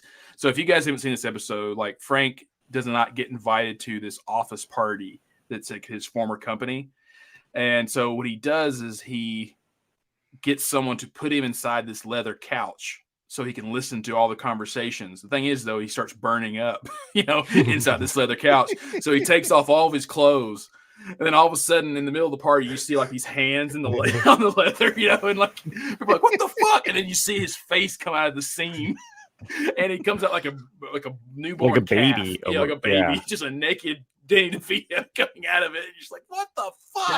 I think I stopped like episode 6, season 6, but I always liked it. I don't know why I didn't keep up with it. Yeah, such a good. Yeah. Jackson Glover says Survivor 46 is coming next week. Yes, it is, and we will be doing a preview show on Monday. The gang is back. Do they have the winners for that, though? Bringing back the whole gang. The whole gang. Colleen and the rest. Me. The rest. It's mainly just you and Colleen. No. Jamie Joe. There you go. Is Jay still Who should be on Petticoat Junction. Did Jay quit? Jay quit a few years ago, yeah. Okay, I figured. I'm tired of talking about Survivor. Jamie Joe's better than Jay anyway. Okay, cool. She's actually better than Colleen and myself because she knows what she's talking about. Oh, well, there you go. Always nice when you get the experts. Yeah, I just, I'm too busy either criticizing the show or bitching about something. Being a Nick. Yeah, I'm a nitpicker. Nick the nitpicker. No, last season was Nick's really good, picks. though. Last season was really good. Really wild and wacky. Yeah, I know you two guys probably never listened to the Game of Thrones podcast, but I listened to it. No, I did listened. you? Yeah, Yeah. okay, yeah, because that, especially I those was last I two was being seasons, supportive. it was definitely me just going, "This show fucking sucks." You know? Yeah. It went I from me definitely- being happy to all of a sudden just like, "Arr." I think I kind of lost it at the chain scene. Yeah, the chain. Yeah, that was the point. That was the jump the episode shark, I really- think, where it's like, yeah. okay, where the fuck did these chains come from? Right. Yeah, that's the episode where I really went completely off. Yeah. If you anyone look back, Yeah. and You listen to that couldn't episode. come up with a better plan. Yeah, I was like, all right, let's get the Nimitz-size aircraft fucking carrier chains out. Yeah. You know? Exactly. and they just happen to be right here. Yeah. Right here. Yeah. Anyway. All right. So we get to the verses. Not that Sherry had any kind of influence on us getting to the verses. I purposely went longer just to make her mad. Oh, okay. That makes total sense. We want to talk about back pain more. Let's talk about back pain. We Right, talk so about what we know. Yeah. Yeah, true. that's all we can do. Getting That's all old. we can do. Do you guys want to know the results of last week? Yes. I know We I'm wanna know second who's to co- last, so I get to go second this week. We want to know who's coming in or going first. Okay. Well, I kind of predicted what would happen on this one, but so in fourth place with a whopping two votes is Phil Esch from the Grateful Dead. Oh, what? So for everyone out there, we were picking our fantasy bands. Who's going to be our bass player? Do you want me to leave? Which one do you want me to leave up? No, hold on. Keep going, Nick. In third place with Well, who finished in fourth? Chris did. Chris Chris. did Phil with Esch. So Phil Chris has Lesh. the first pick. He did. He got first place and came in dead last. Grateful Dead. The Grateful Dead. What do you I was know? gonna try and do and- it. I was gonna try and get the mouse, not mouse.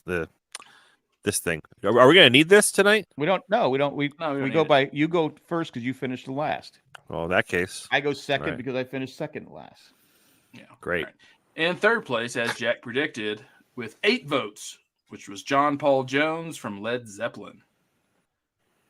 Why didn't you pick? What did Well. you pick? In second place, with 16 votes, is John Entwistle from The Who. And in first place, with 28 votes, 51% of the vote, is Paul McCartney from The Beatles. Well, to be fair, that was the J pick. It was the J pick. Yeah. Oh, I was totally going. You guys would have picked Paul too. If you I hadn't- was winning for a couple of days, and then you just went. Phew. Yeah, you were. I was. Oh, I faded. I mean, did anybody say why didn't you pick Carol Kay? No, there definitely was a lot of bitching about why we didn't pick any metal bands and people from the 90s. Yeah, it's like Sure. Okay. geez, whatever. Fuck off. So, Chris, you are up first. We're doing lead guitar, right? Lead Lead guitarist. guitar. Lead guitarist. Anyone really can play guitar though. God, there's a J pick here. But I don't know if I want to do it. If you don't, I will. I wonder who the J pick is. So, Fuck. Because there's so many good the J guitars. pick So is many, Jimmy that's the thing. Page, dude. The J pick is That's Jimmy a J. Page. Yeah, it's Jay's pick. I'm gonna go with David Gilmour. You motherfucker. That was my pick. Sorry, Interesting. I thought he's not gonna win, but fuck, I think he's the best. Well, that was my pick as well because he's got this bluesy, spacey kind of quality in the way he plays. It's very melodic. You can whistle almost every single one of his guitar leads, which is why you like him. It's because it's just like you have it memorized. You know, you can just follow along with it. Whereas in some people like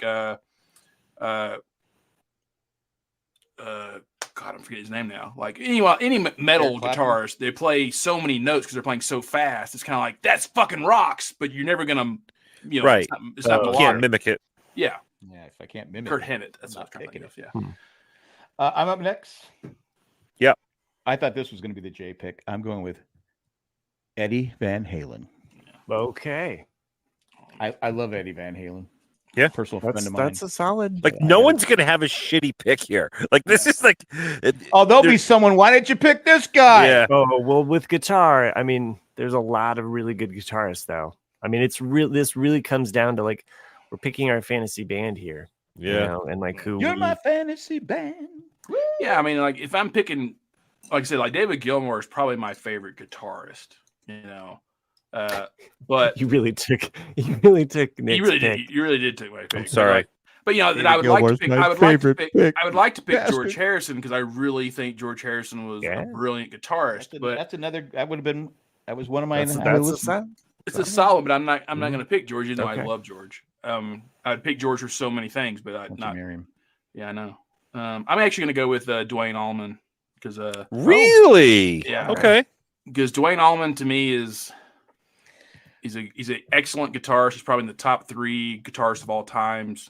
Even though he's only around for 2 years when it comes to actually the Allman Brothers band, you know, he's so much of his studio work is so good. He influenced a ton of people. So basically, you want to pick the lead singer next week. You want to pick number 1. You don't know. So do you think was he was on Freebird, right? No, he's dedicated to Freebird. The song was written as a dedication to him, but he's on Layla. Oh, okay, right.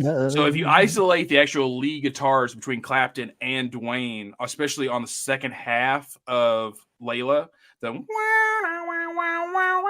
mean, Dwayne is playing fucking circles around Clapton. It's just insane. And Clapton's really good. He is. Yeah, he's one of the best.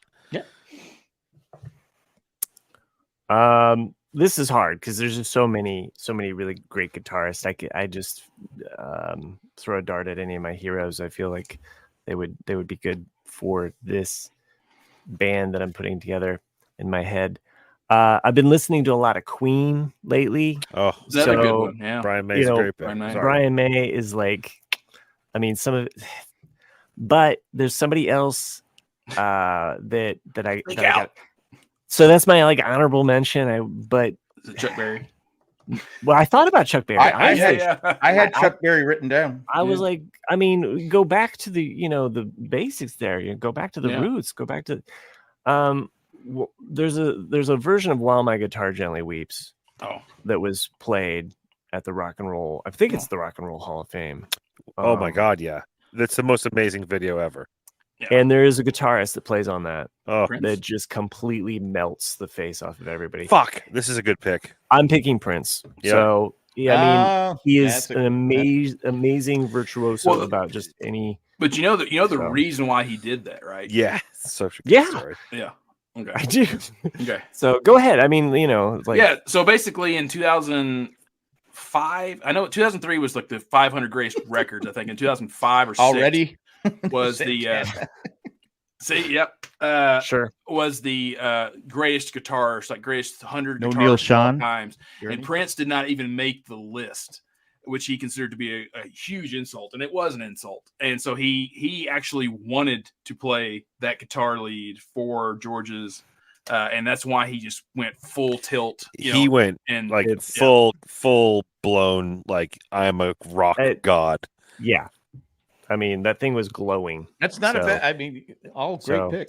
And at one point, Tom Petty looks over, is like, "This guy's fucking ridiculous." I almost went for the guy with Cheap Trick. Was it Rick Nielsen? Yeah, that would have been fourth pick for sure. Yeah, but I think I like all of our Cheap guitarists Trick. really No, I good. mean just saying, like, yeah, Yeah, I know. I not- just it wouldn't got a lot of. on name recognition. People would. I could have gone with Neil Sean from Journey, but I know he's not. Who was Yeah, I mean, there's so many people. I mean, like no Yeah. one picked Jimi Hendrix. Nobody picked. You know, Hendrix was definitely on my. I did have Chuck Berry because ever Berry, since he talked to his cousin Marvin, he was outstanding. I have to say honestly, people are going to hate me for saying this, but John Mayer needs to be on that list. He's one of the most amazing guitarists I've ever seen play. Him. I could have, Could have. but I did. Mr. Orgasm Face. Oh man, awful guitar face. But he is one of the best guitarists I've ever seen play. Like he's incredible. To me, though, like Mayer, the same as like what's his name? The albino guy. From this yeah, albino Trucks. Derek Trucks. Yeah. Like they're extremely great guitarists, but like they don't really have a style of their own. They kind of mimic or take up an already existing style and make it a little bit better. But it's like it's not, they're not someone that really blows me away. I thought you were talking about Johnny Winter. Johnny Winter. I almost thought about Pete Townsend. Pete Townsend, yeah. We couldn't have another person from the Who. Like I think we've met our limit. Wasn't Eric Clapton interviewed once, and they're like, "How does it feel to be the greatest guitarist of all time?" And he's like, "I don't know. You should probably go ask Prince." Yeah, I mean, he's not. I like Clapton. I think he's extremely talented, but just one of those arguments. It's one of those arguments that you can have, or debates. Like Jay would be great in this debate here too. Just arguing because like people who like the Edge, or Jay's a good guitar player. I can't lie. Or Jeff Beck, for example, Beck's an excellent guitarist. Mm-hmm. But he just passed away this year, didn't he? Yeah. There's so many good lead guitarists. Yeah. No, I mean, obviously there's a list of 100 great guitarists and they left off Prince. So there you go. That's how many like great guitar. That's a great pick.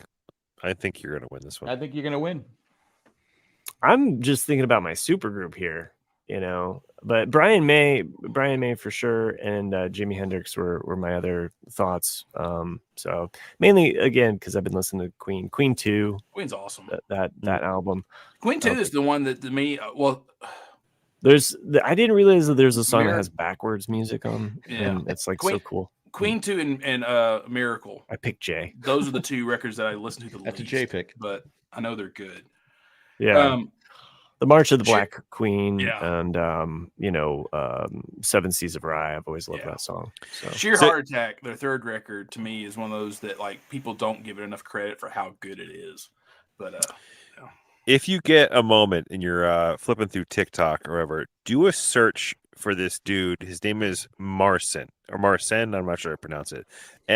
Marcin. He's this like this young dude who is just a ridiculous acoustic guitar player. Like he's one of those people who had just the way they strum the guitars. Like it sounds like he's a one-man band. See the guy in the streets. He has been in the streets before, yeah. But like he's got tons of stuff that like on the internet right now. But he's actually mind blowing to watch play. It's like Billy Strings, Yeah. But this dude's like fucking nuts. So just if we have a second, you should watch one of his videos because it's ridiculous. We got time. Yeah. You want to talk about more back pain? Yep. Eddie Hazel, Matt brings a good point. Funkadelic. I mean, like I said, there's so many great guitarists. I mean, well, next week was Singers.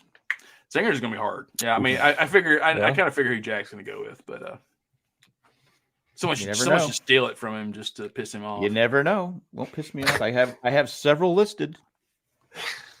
I did think it would be funny if one of us was basically like fantasy drafted, like basically just one entire band. Like I know, awesome. I kind of thought about it. I almost wanted to make that a rule. Like you can't just pick the Beatles. You can't make the Beatles. Okay. Yeah. I like my band so far. I'm pretty happy with it. Yeah, I mean, yeah, they're all great picks. Like I said, like I would have picked Gilmore. Chris beat me to it. Sorry, but it's fine. It's kind of like that video I sent to. I mean, I would have picked. I know I sent it to Chris and Matt. I might have sent Jack too of if David Gilmour play with Metallica. This guy comes in, and it's just like that's the kind of stuff I love. Is like hearing how someone would take a different approach to a song and how they would play to it, and you just see this guy emulating the way Gilmore plays to a Metallica song, and you're just like, "Holy shit, that's awesome!" Like, are you the one that sent the Van Halen one? I did. Yeah, I sent that one to you. That was funny. Yeah, that was funny. It was like it was so well done. It was like so well done. Yeah. So I know I sent it to Chris and Matt too. It's like someone took Lindsey Buckingham. I lost faith in Lindsey Buckingham when he never got to speak on what's up with that. So I mean, Lindsey Buckingham. I really like Lindsey Buckingham. I think he's very brave and he's very innovative for his time. I just don't consider him like a go-to lead guitarist. Yeah. Like what about Kenny Loggins, guys? Nope. Okay. I'm all right. Now we're doing favorite movie songs. Yeah, I know. Well, I mean, when you say Lindsey Buckingham, I can't help but think of the Vacation. Right. Yeah. I will say, Never Going Back Again is actually an acoustic fucking dream of an album or of a song. Find that thing we're supposed to upload? No, I mean, but no, I wasn't looking. No, I mean, actually, if you want to listen to peak Lindsey Buckingham, you listen to just Big Love alone. And the way he's fucking just picking the shit out of that. Just John, the retired guy, he cannot get over the fact that his fan favorite, his boy, picked Allman. Yes, that's the way it's gonna stand. Sorry, Almond Joy. Come on. Maybe you just don't know. They named a candy bar after him. Yeah, John. I mean, look, you can't knock Dwayne Allman. Look up anything at Dwayne Allman. Listen to just how he basically invented fucking slide guitar. I mean, it's Dwayne Allman is. That's what I'm saying. That's it's actually one of the biggest crimes probably in music history is that he died so fucking young. But he influenced more guitarists in his like 4 to 5 year period than most guitarists ever did. Same as Jimi Hendrix. Tom Scholes of Boston. I mean, Dwayne Allman is fucking unbelievable. I mean, just listen to the first two Allman Brothers bands. Listen to Live at the Fillmore. He's the white Jimi Hendrix. You heard it he is. First. I mean, if Dwayne Allman and Jimi Hendrix played together and made a record together, melt your fucking face off. What do you think we're going to get that way with AI? It's just like, okay, we're going to feed all of this Jimi Hendrix guitar, all of this, I don't know. I think the AI, I think someone said it like 6 months ago or so, is that AI is going to be good at emulating that style, but they're never going to be able to innovate, as in like completely make something original. It's just technology that's what the actors were worried about. Yeah. Right. Being replaced by AI, which is going to happen. Yeah, but they've shown that, like especially with paintings. One of us is basically. I mean, here I am. I'm halfway there. Yeah, we can do better. But can. Software update coming out soon. It's gonna make my persona look even better. So we'll see how that goes.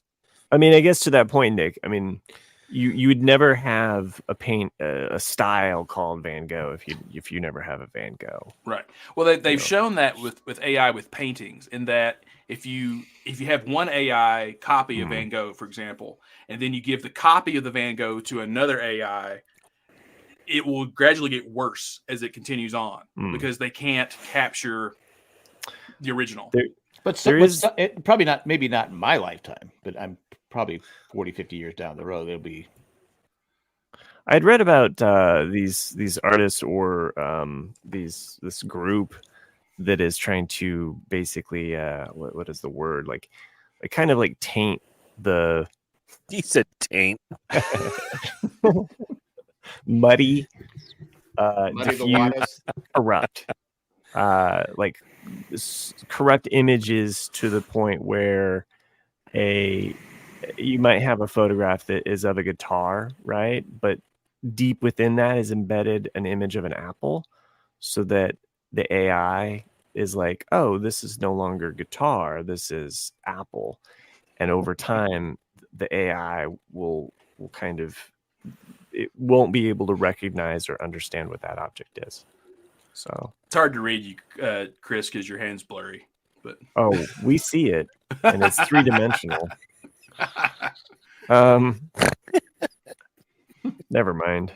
So in other words, I'm an AI child right now, by the way. Talk about this week's background. Oh yeah, that's yeah. Phoebe Cates. You know, I'm so glad that's that not Phoebe Cates. Yes, that is. That is Mia. Nope. No. Look to the left or right. Oh. Can I? Because I started with I just started never with that even one. noticed you added extra See, photos. AI That's Chris cool. can see shit better Good than job, regular man. Nick. What I was gonna do is it was gonna be her coming out of the pool, the famous scene from Fast Times at Ridgemont High, and the banana was gonna be Brad.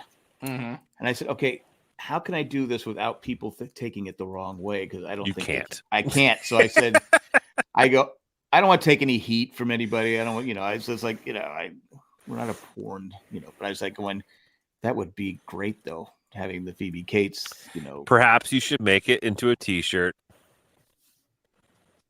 and sell it. Phoebe Cates and a banana? Yeah, there you go. I don't know if I can spell her likeness. That could be your company logo. I think if you make an RCAD t-shirt for this season, you should just put a banana on the back side near the bottom of the t-shirt. What's weird is that the picture, you have the Breakfast Club in Breakfast Club, yes. Yeah, in there. Yeah. And then the banana is actually behind the Breakfast Club. I won't pick on you for your layer choices, but there you go. It's how it came out. I erased it. I see it now. Yeah, you catch, Matt. You barely just see it in the corner, but yeah. I don't see it. Yes, it do. Let me You got an artist being a dick. Yeah. Being a dick. He's bitching about your layer order and the fact that the photo is on top of the banana. Oh, can I just say that Jackson Glatfelter, thank you for bringing something up. Talk about this week's background. It's so nice to have listeners that want to interact and kind of have a say in the show. I know what you're saying. I just said fuck it. I just got tired of doing it. You have so much to do every week, Jack. Sherry, I see your question. She asks, a Louis Vuitton bag, a new drone, or an Apple Vision Pro? Ooh. Okay, I will say an Apple Vision Pro. I'm gonna go That's drone. the drone. How much is that? It's an Okay, so it depends. drone. So if you I don't get the Louis Vuitton stuff. So I don't Louis get why Vuitton people bag. love that. Yeah, I don't get because Cindy's always loved it. I go, yeah. I don't get it. It doesn't. I don't get it either. Louis Vuitton bag. As soon as you buy it, like a brand new car, it's going to devalue. But I look at it. I go, there's nothing. They're fucking ugly. Yeah, that's what I'm saying. They're ugly. I don't get it, but people will kill for it. Yeah. Apple Vision Pro right now is $3,500. Price will probably go down, maybe, unless they make a lot more improvements of it. A drone, same thing, is going to devalue, but a good drone is probably $3,000, $3,200 right now. John, if you get John the Maverick you should have 4. done it. No one's watching anyway. Yeah. So yeah, I don't know. Like, how much is a good Louis Vuitton bag, Sherry? They're like I've seen people go through the airport with all the luggage is Louis Vuitton. A good drone. They're there for the show. Stupid. They're there for the show. Especially luggage because it's going to Like, be why would you pay so much money to advertise for the company? And then you want to give it to someone who loads your luggage onto an airplane? Yeah, no. Because you know what they're going to do to it? They're going to throw it or they're going to steal it. But that's you're thinking something inside a Louis Vuitton would be expensive, right?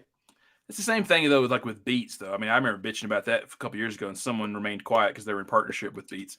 But Beats are one of the most overpriced products ever. Look, I just want to distance myself from that and that conversation.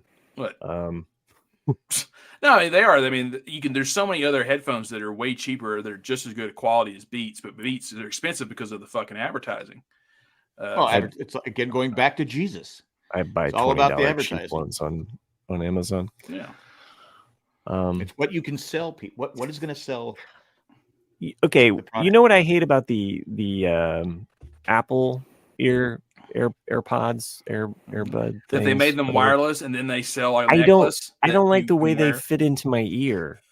Like it's just this one pellet, and then it's like shove it in there. You better figure it out, and it doesn't fit in. It always falls out, and I'm like, fuck this shit. Like, make it. How small are you getting them? I mean, this is maybe you should get big ears. No, they don't fit right. Right. And I don't like the way that I wish that there was a better connectivity into the ear. Like a better way that they clip on the back of the ear now. Probably. I don't know. It's like I bought the Sony. Sorry, I'm not Sony ones, trying to shit on anybody's. Well, thanks business. for helping my stock go down again. Jesus. Oh, come on. We're talking about a $3,500. Yeah, see, John even says you have weird ears. All right, moving on. Maybe you're trying to jam bananas in there or something. No, I'm just, even with the iPhone, like the earbuds that they give you, they never fit properly. I could never. It fit in my ears. So fine. Good for you. Good for you. I know what you mean, though. I'm the freak over here that they just don't fit, and then if you don't fit into them and they just fall, you're like, well, fuck this shit. I'll just get the cheap. Yeah, I always like the scent. Nice. See? Oh, see the corner? Yeah, the best ones. Okay, I just got lazy. Jesus Christ! The scent. They say the Sennheiser. Is that how you say it? Sennheiser. Sennheiser were always the ones that fit the best in the buds. Because you have they give you 3 different sets of the rubber pieces. So depending on the size of your ear canals, you can change them out, and those always sounded great. Thank you, John. I feel seen. Thank you, Kim. He's also the one that said you have weird ears. Well, okay, but then he's blaming his wife for also having weird ears. So, he married somebody with weird ears. How bad can it be? Now, you judging his wife now? No, you are. I'm not. I never mentioned his wife. You mentioned his wife. Just saying. What is? What are you dialing up? I know. He has like a guilty smile on his face. He does. Now. It's very wry. What? Jack? Are you talking about me? Yeah. No, Chris. He's got his phantom I'm typing. hand. I'm typing with my fingers in the midair. That's so sweet. Because I can. Sweet.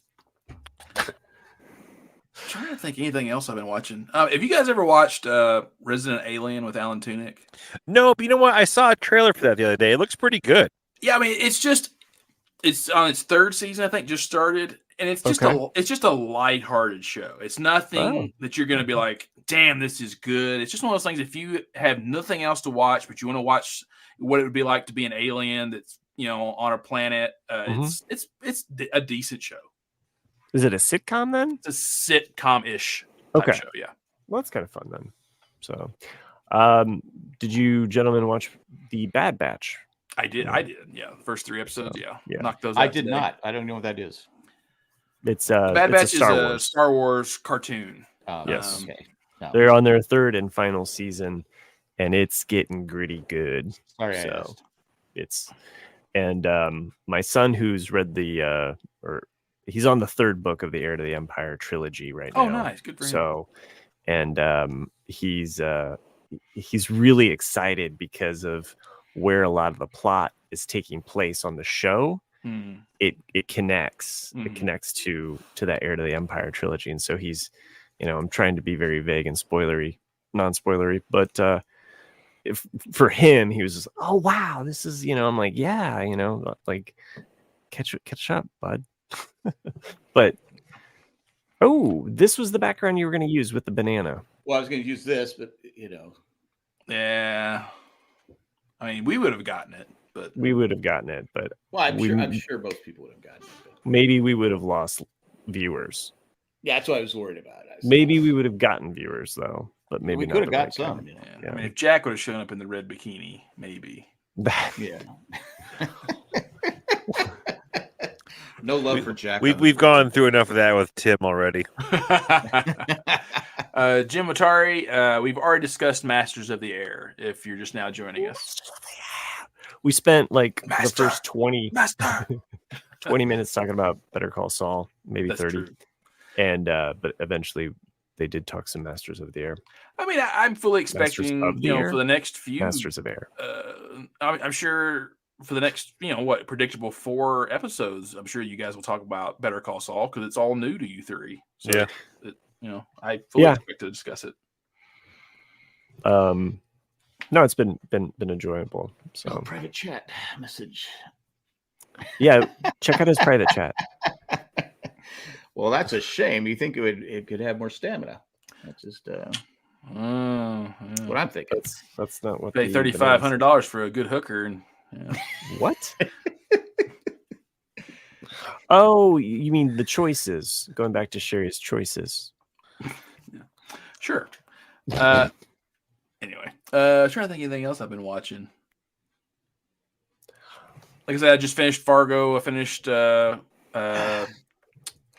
and I finished the one you watched, Matt. True Detective. Yeah. Oh yeah. Yeah.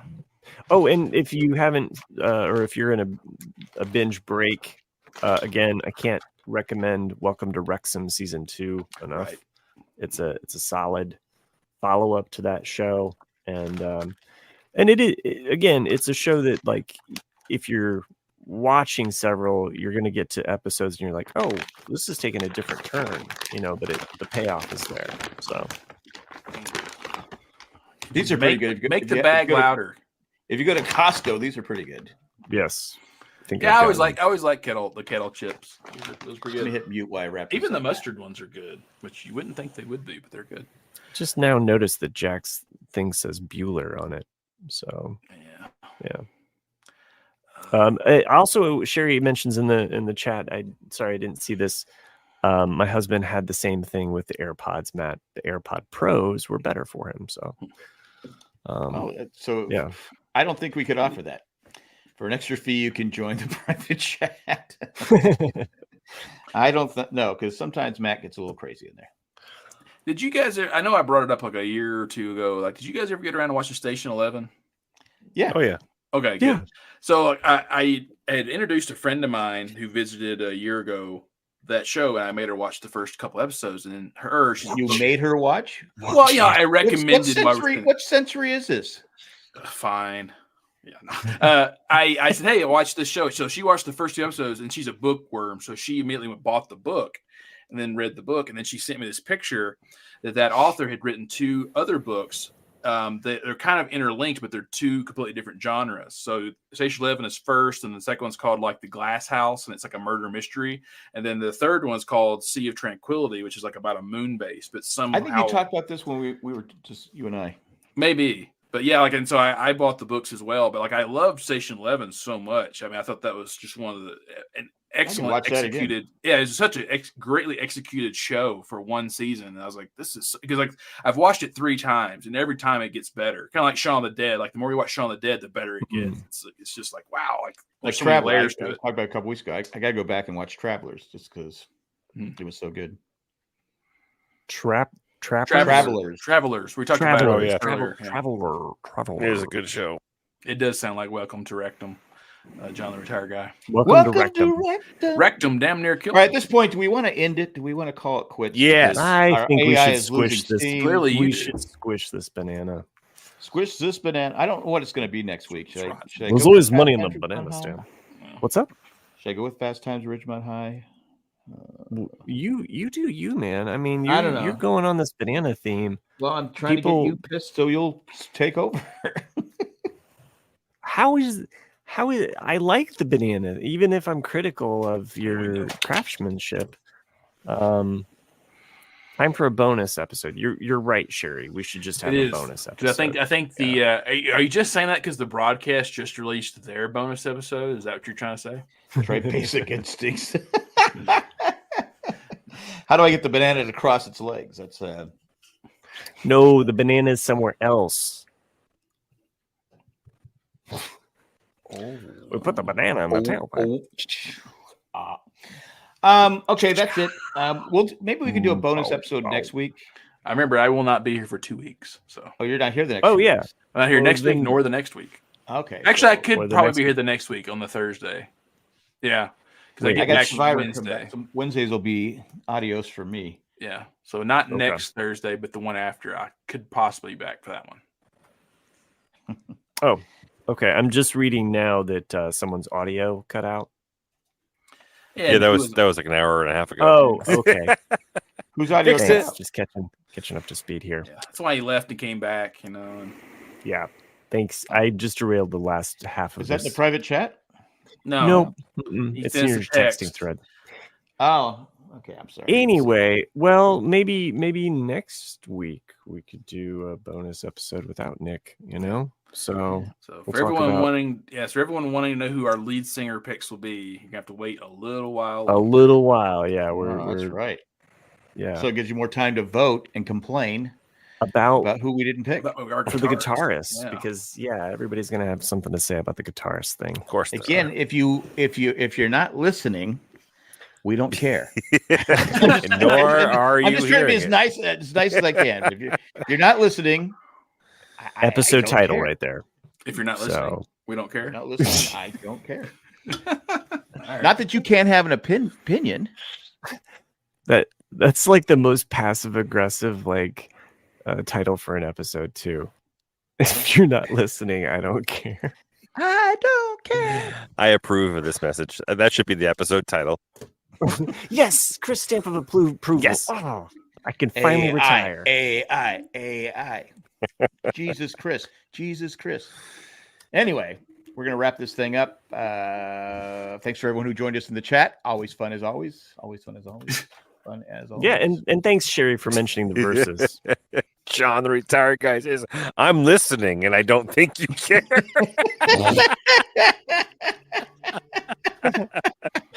You know what, John? You're probably right. That's both ways. Oh my god, that was a good note. Fucking perfect. Good night, everybody. But we have to thank a few patrons. Thank you. I got derailed. I'm confused here. Hey, we thank all our patrons. If you want to become a patron, go to jayandjack.com, click on the button, become a patron. Still looking for that $1 billion subscriber. If you're out there, you want to just give us $1 billion, and we're not going to share it. Just being honest. I'll take. But if you do, if you do, he passed away a few years ago. If you do become a patron, go over to jayandjack.com, click on the patron link, do that whole shtick. You can send us, if you're like, fuck you guys, you don't know what you're talking about, guitarists, send us your email at rcadcast@gmail.com or vote on one of our guitarists. Or go fuck yourself. Well, here's some people that we don't want to fuck. I meant that's a long list. That's not what I meant. Here's some people that make sure. There's no way to spin this patron thing. Here's some Eckhart Richter Glappeler, Maggie the Magnificent, Joanne with the Plan, and Ed, the creepy, poopy letter carrier. We thank you and everyone else. We can just say, Chris. Everyone else can just go fuck themselves. Thank you. Thank all of those fuckers. I froze. Oh, fucking hell.